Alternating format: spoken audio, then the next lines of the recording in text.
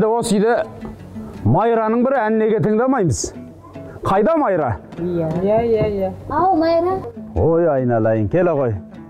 Ал Майрашжан, бізге бір тамаша әніңді шырқап берші.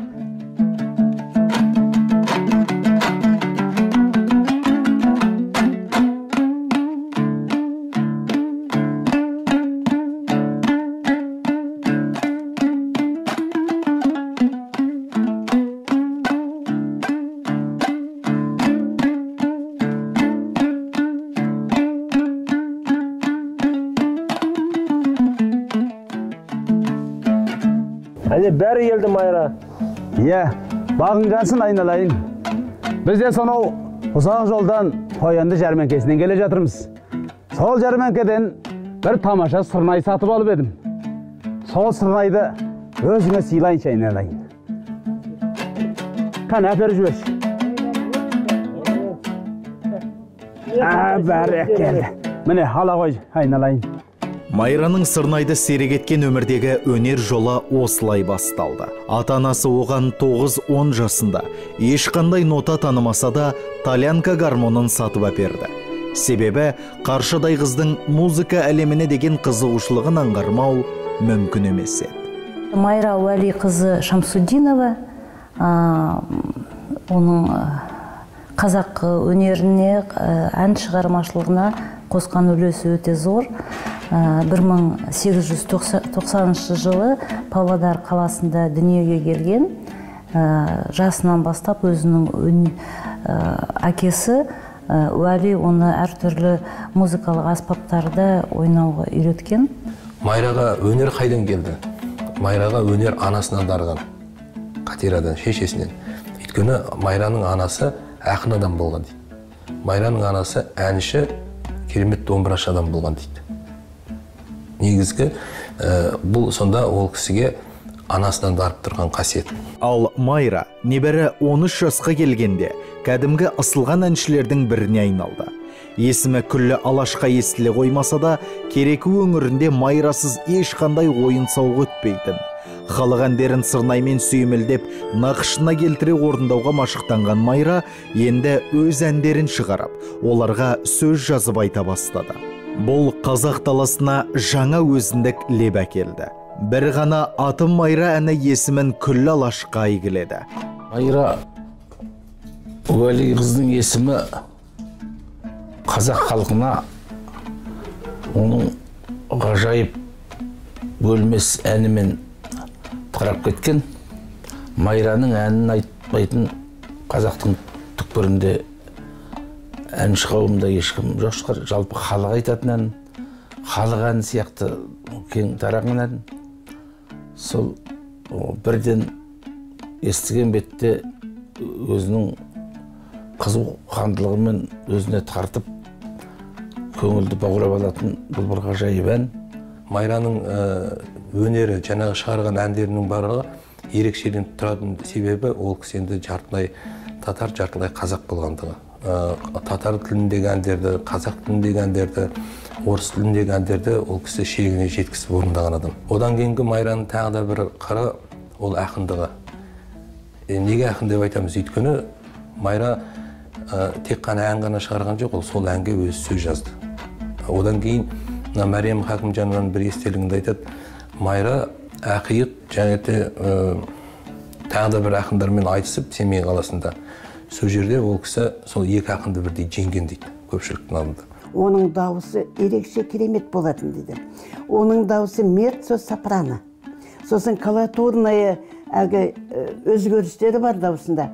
Майра өлең айтқанда осы халық жаңа музейдің жанында балкон сияқтысы болады екен.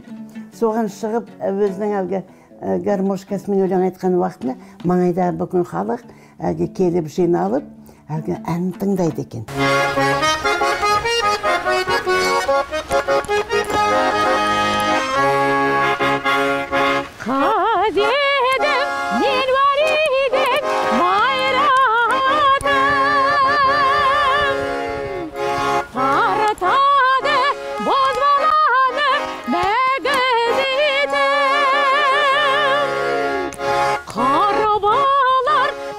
Şakta oynar таяр күлкі қаша уақыт жақын майра майра қызыл тілім сайра сайра қарара көрайра майра шырқауысындайда Майра Уәли қызы өмір сүргені 90-шы жылдарға дейін сақталған. Мына ескерткіш тас сол үйдің қабырғасында тұрған екен. Алайда, ол үй кейін тәуелсіздік алып жатқан тұста тозығы жеткен болар сүріліп тасталыпты. Қазір Павлодар қаласында сол Майра өмір сүрген Ленин көшесінің бойында музей бар. Ол ресми Майра Шамсуддинова атындағы ән шығармашылық үйі деп аталады. Сондай-ақ Майра жайлы деректер Павлодар облыстық өлкетану музейінде де сақтаулы.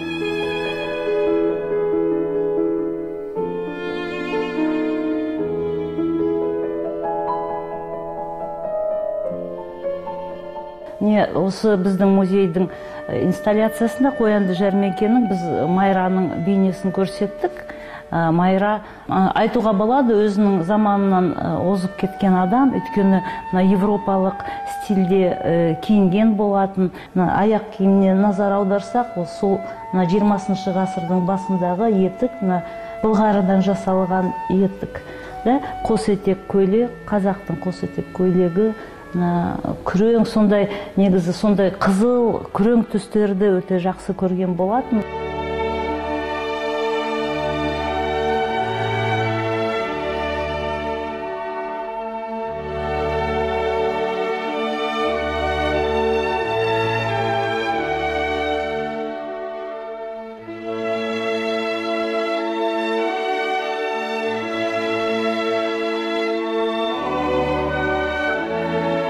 Майра қанша той-думанның ортасында жүріп, көпшіліктің қошеметіне бөленсе де, оның жеке өмірі тәтті бола қоймады. Көз көрген қариялардың да әнші туралы зерттеу жүргізген азаматтардың да ойы осыған саяды. Себебі Майраның талғамы сол заманның әйел баласына қойған шектеулеріне еш сыймайтын еді. Майраның әйел бақытын іздеуі. Ол кісінің көбінесе айтады, міне көз тірісінде де айтқан. Майраның көп тұрмыс құрды деген сияқты өсектер, ол кісіге жала жабу, ол кісіні қаралау деген сияқты әңгімелер, бірақ ол өнеріне ешқандай бөгет болмады. Бірнеше тұрмысқа шықса да, ол кісі өзінің әйел бақытын іздеді деп ойлаймын. Бірақ тұрмысқа шығарға дейін өлдім, сүйдім, күйдім деп тұрмыс құрғаннан кейін ол кісінің өнеріне тоқтау жасау, ол кісіні тоқтата алмады. Өйткені ол өзінің тағдырынан мына өнерді жоғары бағалаған адам, қазақтың өнерін деп айтуымыз керек. Ән талант қой, Алланың берген дар, сый ғой ол берген. Ана ойын той болған уақытында, жақсы бір отырыс болған уақытта шыдай алмай, ілгері алға шығып кетеді ғой. Үнемі ел аралап жүрген әйелдер шаруаға мүмкін шорқақ болған шығар. Енесін дәретке шығатын болса, енесін суын жылып шәйнегін беру керек. Уақытында оның тамағын дайындау керек. Ауласын сыпырып, шаруасын бітіріп, тоқитын, тоқып, тегетін, тегіп, жөн жобанын бәрін білу керек. Мүмкін ондайға ол кісінің жағдай болмады. Ән қысып тұрады ғой. Өзі ақын, өзі әнші, өзі композитор ғой. Көрдіңіз бе?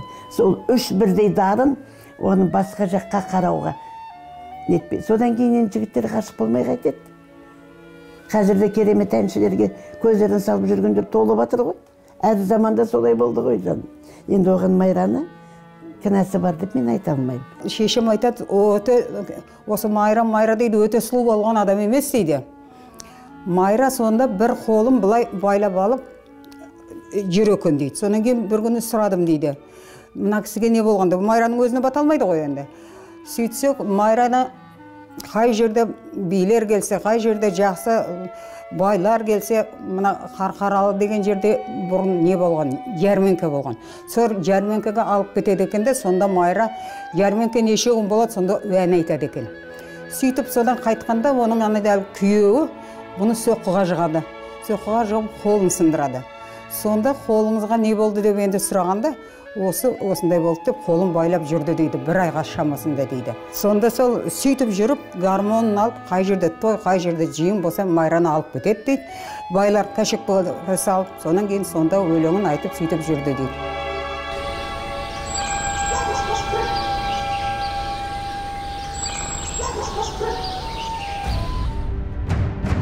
Тіпті Майраның өлеңімен өзін шатастырып, атағы үшін еркінен тыс әйел еткісі келгендер де аз болмаған. Ол қай жер еді? Кім әкелді мені мұнда? Сен де мені танымадың ба? Жоқ. Мен Дүрбетпін. Солай ма? Енді таныдым. Бірақ бекер мен әурелейсің. Мен Мұратты сүйем. Естідің бе сен? Мен сүйем Мұратты. Солай ма? Иә, солай. Мұратты дейсің ба? Онда мен саған Мұратты көрсетейін. Саған Мұрат.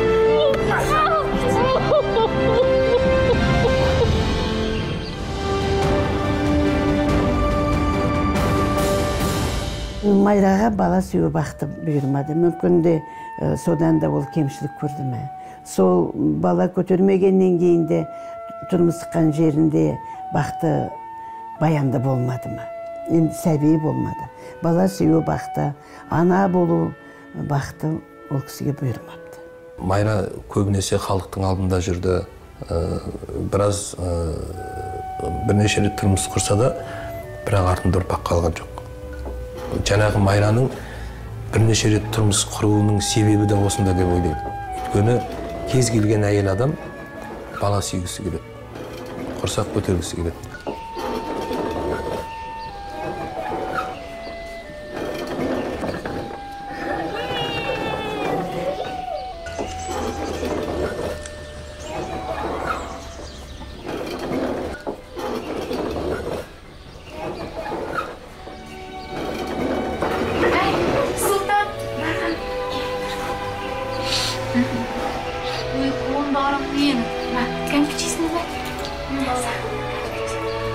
Қалай өсіп қалғансыңдар сендер, қандай сұлу болып кеткенсіңдер.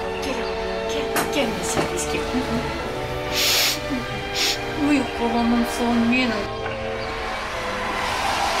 Әй, Сұлтандар хан, мында қайда жүрсіңдер? Жүріңдер үйге.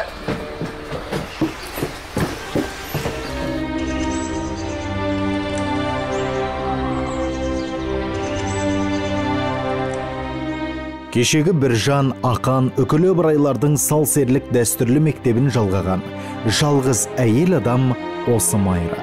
Өнерінің арқасында еліміздің талай біртуар азаматтарымен жолдас болды. Солардың бірі ретінде атақты Қажымұқанды айтуға болады. Дихан Әбіловтың бір естелігінде жазады Майра мен Қажымұқан туралы. Енді бұл жерде тағы да Қажымұқан мен Майра андай-мындай деген сияқты тағы да өсектер жүргенде, сол кісі Дихан Әбілов Қажымұқанмен бір кездескенде ол кісіден сұрайды, осы сіздердің Майрамен қарым-қатынастарыңыз қалай болды деген сияқты. Сонда Қажымұқан айтыпты, мен осы Павлодар қаласына Керекуге келгенде бір орыстың палуанымен екеуміз 3 күн күрестік, бір-бірімізді жеңе алмай дейді. 3-ші күні бір демалыс сәтінде иығына ақшалы жамылған көрікті бір әдемі келіншек келіп: Сәлемәтсіз бе? Сәлемет пе? Төрлетіңіз. Рахмет. Ал Қажеке, еңсеңіз түспесін. Бүкіл қазақ елі сізге сеніп отыр. Сіз жеңесіз. Міне, сізге сенеміз.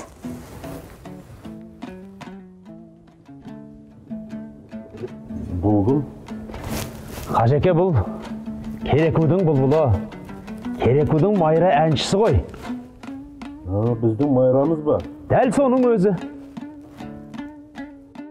Сол жаңағы Майраның сөзінен өзіне күш қайрат алған Қажымұқан сол сәтте жаңағы палуандың жауырын жерге тигізіп жеңдім деп айтады дейді. Содан бері Майра екеуміз аға мен қарындас сияқты бір-бірімізді қатты сыйладық.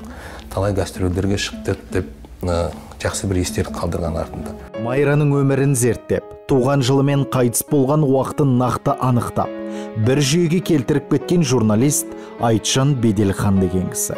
Оның бұл істі қолға алуына, Майра шығармашылығына сонау америкалық ғалымдар қызығушылық танытып, сұрау салғаны түрткі болады. Айтжан Беделхан өз кітабында Уәли қызының Павлодар қаласындағы мұсылман мешітінде қайтыс болғаны туралы куәліктер тапқанын айтқан. Дегенмен, бүгінге дейін Майраның мәңгілік мекенін табу мүмкін болмай отыр. Ал Майра өлеңдерінің сақталып қалуына орыс ғалымы Александр Затаевичпен кездесуінің зор пайдасы тиді. 1926 жылы осы Павлодар мен Семей арасында Ертіс бойымен пароход жүрген. Сол пароходта тарихи кездесу болды. Ол атақты қазақ халқының әндерін жинастырып, жинаққа шығарып, қағаз бетінде қалдырған музыковед Александр Затаевич. Өзінің естеліктерінде ол осылай жазады: Майраны көріп, оның ең алдымен бейнесіне, дауысына солай таң қалып, сол кезде Семейге бара жатқанда пароходпен Майраның өзінің әндерін жазып кеткен. 13 әндері, олар мына Затаевичтің қазақ халқының 1000 өлеңдері деген жинаққа кірген. Затаевич бірінші кластық жоғарыдағы каютада, жаңағы роялі бар каютада болған еді. Сонда Затаевич әуен естейді. Әдемі, көрікті бір әсем әуенді естейді. Асына қараса, енді төменгі палубаларда, 3-ші кластық палубаларда бір әдемі бойлы келіншекті көреді, ойнап атқан. Соның арқасында жұрт жиналғанын аңғарады екен. Енді қасына жақындап көрсе, сол Затаевич Майраның бейнесін бейнелейді екен. Өте көрікті, әдемі киінген, модаға сәйкес, өзінің шығыстық модасына сәйкес әніне сүйсінеді екен. Можно сесть? Да, присаживайтесь. Спасибо. Вы знаете, у меня есть много песен. Я хотела, чтобы вы прослушали мои песни. Начинайте.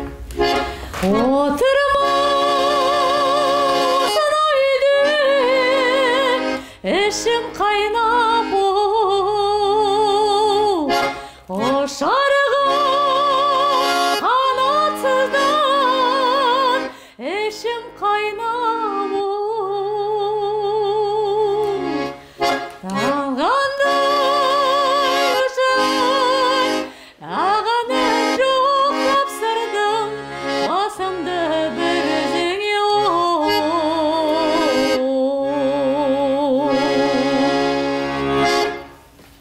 Ну как вам?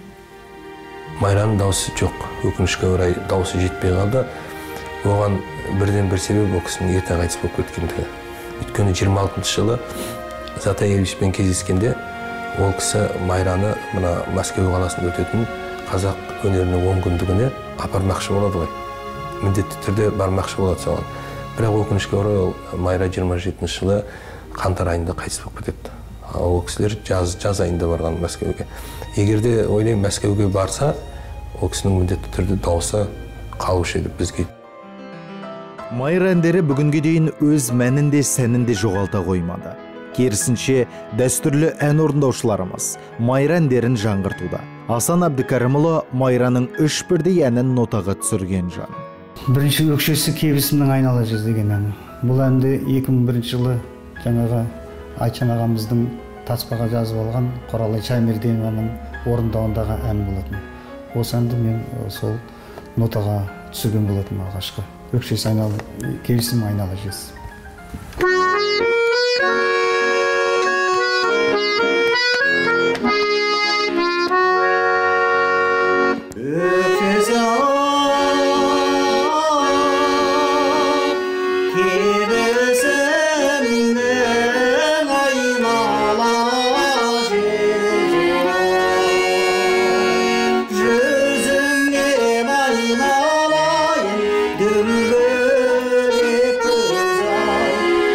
La la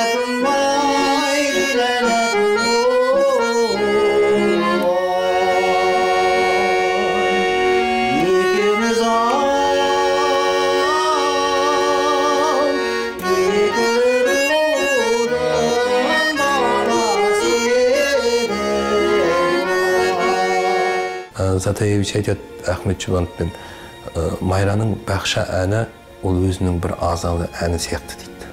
Өзінің өмірбаянынан сыр шертетін мұңы, қайғысы сол бір әннің ішіне сыйдырып айтқан ол кісі. Атақты Иса Байзақ атамыз қазақ әндерінің, жалпы қазақ композиторларының әндерін сахнаға қайта өңдеп, осы бақша деген атауына, осы бақша тақырыбына ыңғайластырып, қайта жазды деген аңыз әңгіме естіген болатын.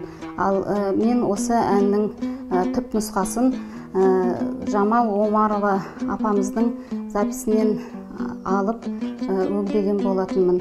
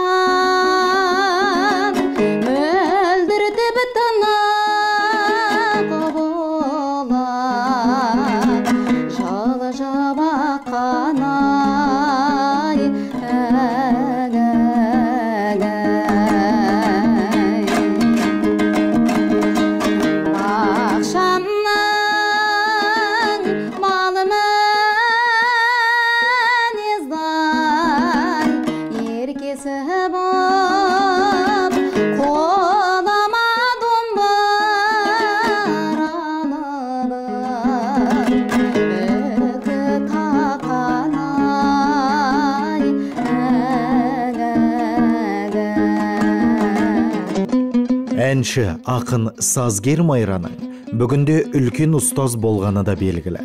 Әнші мұраларының бүгінгі ұрпаққа жетуіне сүбелі үлесін қосқан қазақтың танымал қайраткері Байғабыл Жылқыбаев Майраны анасындай көріп ұстаз тұтқан.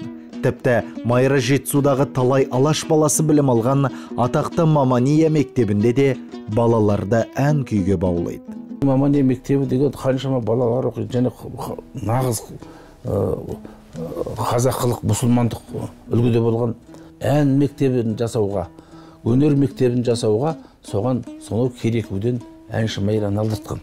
Әнші Майра өзі тордан босаған тотыдай болып еркіндікке ентіғанына самғап қайда ұшарын білмей тұрған кезеңі. Сол кезде бір 2 жылдай болған сияқты. Ауылда бір үлкен атақты адам Майраны екінші әйелі қылып, Майра тұрмысқа шығыпты Баянауылға. Мен енді негізім Баянауылдікі ғой. Сонда әжемнің айтқаны.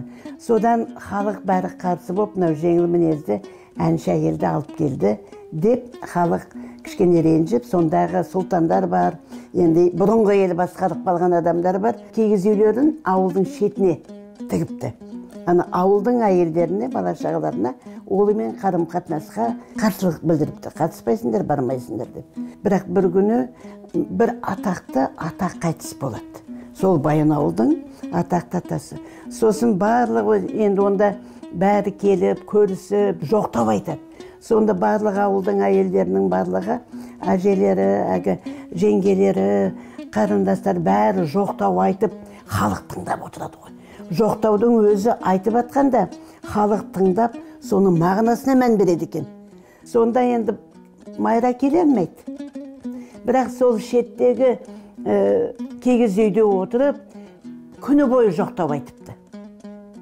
Тура осы керемет дауысы күшті ойын және. Кешке жақын жоқтау айтқан уақытында тіпті дауысты таулы жер көтереді ғой. Сияқты. Сонда үлкен ауылдың ақсақалдары Майраның жоқтауына риза болды. Қанша бір сыйластық көрсетпесе де, соны келіндеп орталарына тарта алмаса да, бірақ ана Майраның зор адамгершілігімен, сол өзінің еріп келген жолдасына, сеніп келген жолдасына сыйластығының, адал махаббатының арқасында осыншама көрмеген, білмеген, сол естігенмен ана жоқтауларды тыңдап, соны зерделеп айтқан жоқтауларына бүкіл халық, аталар, онда негіз аталар ғой, шешетінен аталар отырып риза болыпты. Якем айтады, Ол кезде сұлу, сондай әдемі болды дейді Майра. Әнді шырқағанда енді елді аузына қаратып, халықты.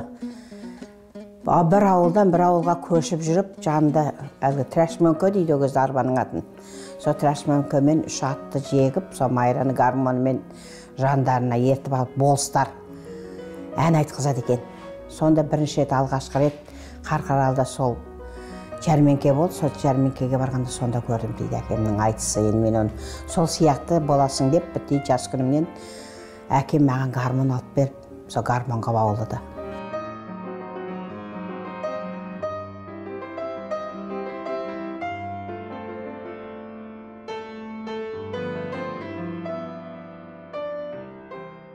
Біздің әкейдің айтысы бойынша біздің үйде патефон болды. Ескі патефон. Соған қарамындай жазған пластинка болды. Сонда сол Майраның жазған, айтқан әні әлі күн құлағымда. Ол кезде мен 6 жаста болатынмын. Әкем сол Майраны көріп келіп, сол жақтан әкелді сол қара пластинканы. Сол әлгі патефонды сол жақтан әкелді. Оңғайлы айырбастарын деді.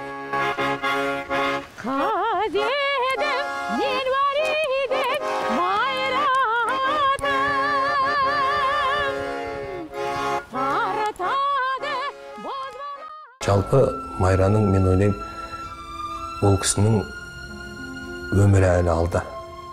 Майра әлі халыққа оралады. Майра әлі қазақ халқын таңғалдыратын үлкен таңғажайыптар, мен ойлаймын, алда келе жатыр. Өйткені Майраның тағы да бір өмірі енді басталған сияқты көрінеді. Өйткені жазатын адамдар жеріне жеткізіп жазды, зерттеді, бірақ өте әлі де аз. Майра Уәлиқызы небәрі 37 жыл өмір сүрді. Қысқа ғұмырында қазақтың кең даласын әнге бөліп кетті. Өлмейтұғын артына мұра қалдырған адамның өлмейтінін тағы бір рет дәлелдеп кетті. Оның үстіне Майраның ел арасында әлі де анықталмай жатқан әндері бар.